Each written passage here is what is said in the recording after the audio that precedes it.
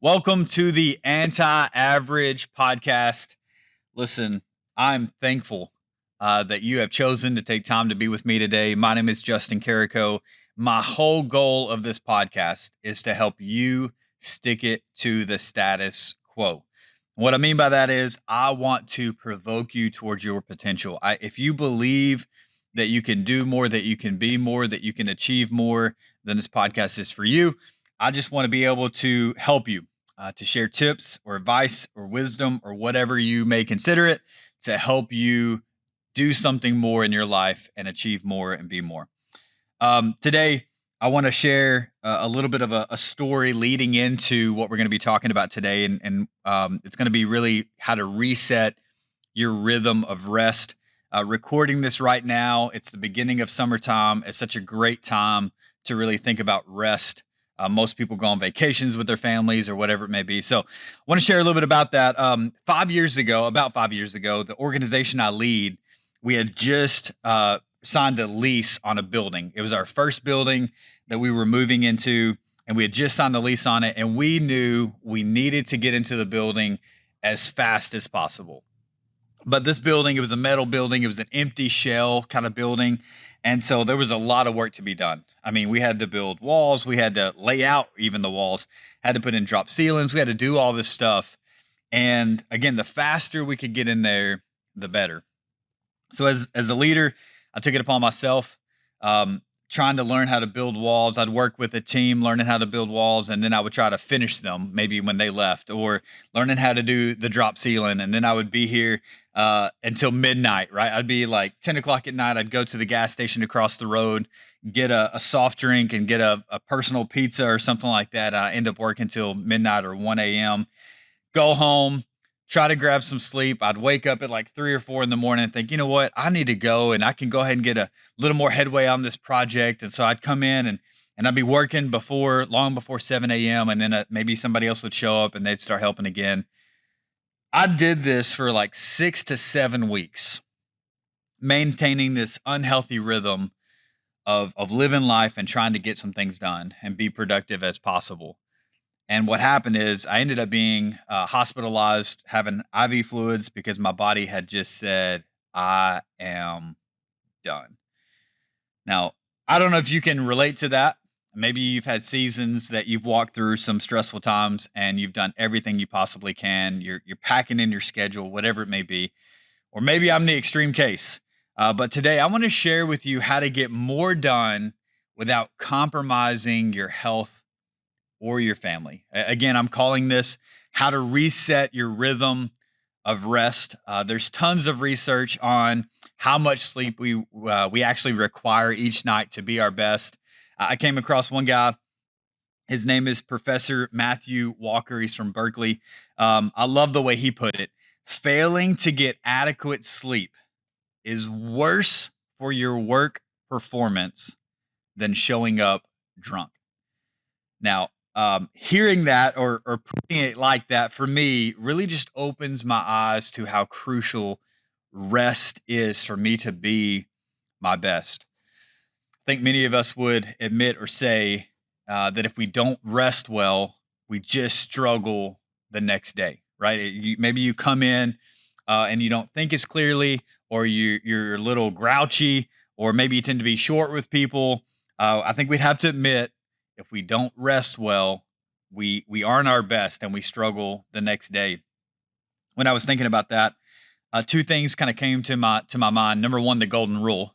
I think we're all probably familiar with the golden rule, but do unto others as you would have them do unto you, or treat others the way you want to be treated. That actually stems from Matthew 7. But do unto others the way you want to be.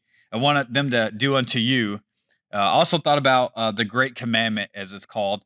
You must love the Lord your God with all your heart, with all your soul, with all your mind, with all your strength. And then Jesus says this: the second is equally important. And here's what he says: love your neighbor as yourself. So, thinking about the golden rule and the great commandment in view of rest, let me say it this way: loving your neighbor as yourself starts with you getting rest. Loving your neighbor as yourself starts with you getting rest. So, I've got some tips for you. How do we How do we reset our rhythm of rest? It starts with a mindset change or shift to begin with. And then I'm going to give you 3 tips at the end that you can start practicing today to reset your rhythm of rest. I believe in our Western world, we've maybe overlooked a crucial piece of the design of our Creator. When we think about the creation, when we think about in Genesis, we always, want to prove, hey, this is how our Creator has done this. This is how God has done this or He's done that.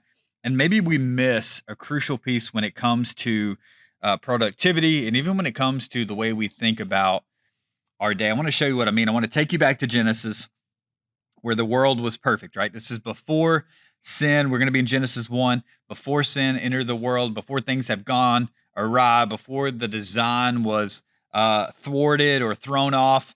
And so I want to read just a few verses and I want to kind of help your mindset begin to see something that maybe you've missed before.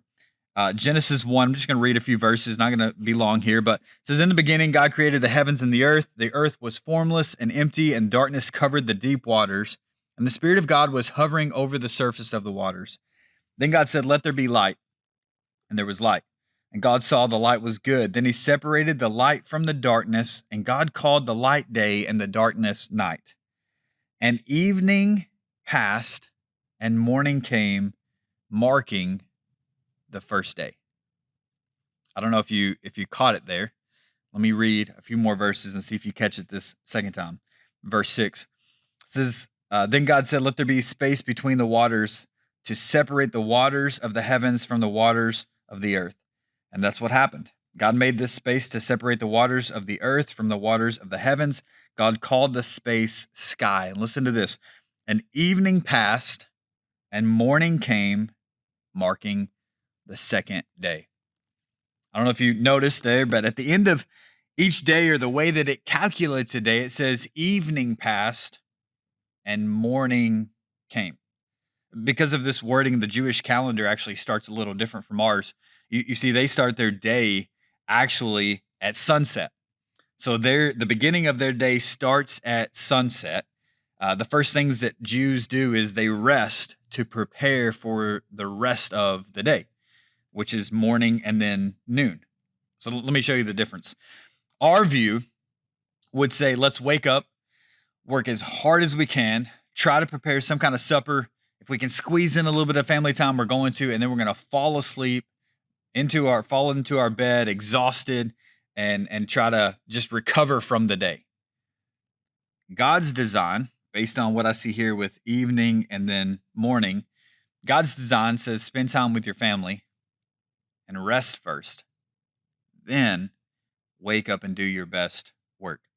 God literally calls us to rest first. And just in case you need one little piece of evidence to put you over the edge, I want you to think about this. On day 6, that's when Adam and Eve were created, right? Day 6, Adam and Eve, humans were created. And then what happened on day 7? On day 7, God rested. And He invited Adam and Eve into that rest. Now, which day is that for Adam and Eve? Well, day 7 would be day 1 for them. They were invited into rest on their first day before they had given the charge to subdue the garden or take command of everything. They were invited into rest before they did any work. In order to reset our rhythm of rest, we have to view rest as the precursor to our best work and not the prize at the end, right? Rest is not the reward for hard work. Rest is the reset to do your best work. Man, what a mindset shift that is, that rest is not the reward, that I have to work my guts out so that I can then try to get some sleep from the exhaustive day and try to recover from it. But instead, I need to rest so that I can reset myself mentally, physically, spiritually, emotionally. I need to rest so that I can reset myself so that I can do my best work in the morning or in the afternoon. I love what Carey Nieuwhof says. Time off won't heal you when the problem is how you spend your time on. What he's saying is if you long for vacation days, if you long for time away from work, then the issue is going to be you won't find it because you're escaping what really is the problem, which is how you spend time on. You have to reset your rhythm of rest in your everyday life, not just try to escape from it, not just in your vacation life, right? You have to reset your rhythm of rest in your everyday life. So, what are some practical ways that we can help reset this rhythm of rest? Well, Jordan Rayner wrote an incredible book. It's called Redeeming Your Time. The link will be in the show notes so that you can access that. Redeeming Your Time is Jordan Rayner, and in it, he offers 3 tips to help embrace, and I love what he calls this, productive rest. So, 3 tips to help embrace productive rest. I'm going to put them in maybe a little bit different way than he worded it, and that's just to help us remember it so that we can say, boom, here's 1, here's 2, here's 3. So, tip number 1 to embrace productive rest. Tip number 1 is to rest every other hour. Now, I was sharing this with my wife, and she was like, "Are you serious? Rest? Like I'm supposed to take a nap every other hour, every 2 hours? I'm resting?" Well, it not exactly what I mean when I say rest every other hour. Take a 10 to 15-minute break after 2 hours of focused work. Now, there's 2 key parts of this. Number 1, focused work. We have to have this time, these blocks of time that we are fully focused in what we are trying or attempting to do. Your best work is focused work. Multitasking is a lie. Your best work is focused work. So that means you're not on your phone, you're not being distracted, you're fully focused and you're all in and you're giving your best. And I think if you gave your best for that, then to be able to step away for 10, 15 minutes, you would actually still produce more work because your focused work is better than distracted work. And so take a break every 10 to 15 minutes, and then how you rest matters. So if you work with your mind, in other words, if you have a kind of a desk job, if you're thinking systems, processes, spreadsheets, profit and loss statements, whatever it may be, if you work with your mind, then I want to encourage you to rest with your hands. If you work with your mind, I want to encourage you to rest with your hands. So what does that look like? Well, if you work from home, maybe you have a home office, then you would have this 2-hour block of time, 90 to 120 minutes that you're just fully focused and you're all in, and you're engaged, no distractions. And then when you hit that 2-hour window, that you would step away for about 10, 15 minutes. And if you're home, that may be you going into the kitchen. Hey, I'm gonna do the dishes that were left in the sink last night. That would be working with your hands, doing something that is physical, that is kinetic, that you're learning and doing something with your hands instead of actually using your mind in that moment. Maybe it's doing yard work or folding laundry, whatever it is if you work from home. Now, if you're in an office setting and you say, "Okay, I'm at work, I can't just do dishes." Well, maybe there is a break room and you could do some dishes. I think it would be awesome to serve everybody there and they would appreciate it. But maybe it's just you saying, "Hey, every 2 hours when I've had this fully focused time, I'm going to get up from my desk and I'm going to walk around the office." Now, that may be physically walking around the building that you want to just say, "Hey, I'm going to take a lap around the building if it's nice outside, just to kind of get some energy going, just to kind of do something physically so that my mind can rest and my body can be activated." Maybe it's walking around the office and you're speaking with a coworker, checking in with them, but again, being mindful of their focus time and not distracting them. But when I say work with your mind, rest with your hands, here's what I am saying. If you work with your mind, don't think that you're going to take a break, a 10, 15-minute break, and you're going to be on your phone and you're going to be looking at things and like, "I'm resting." No, you're looking at a screen and that really won't help you rest. You have to do something physical. You have to give your mind a break by doing something that is physical, by walking, by talking with someone, whatever it may be. So if you work with your mind, rest with your hands. The opposite is true.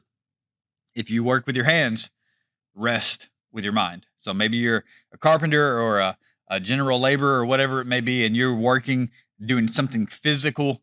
Maybe it's outside, maybe it's inside, whatever, but you're doing something physical. You're working with your hands. Then let me encourage you to rest with your mind. That may be taking a 10, 15-minute break, listening to music, It may be reading or doing something like that. Whatever it may be that you can rest your body physically, and you can energize your mind. You can think. You can use your mind to push that energy, I guess, over the edge, and you can let your body rest. So if you work with your hands, rest with your mind.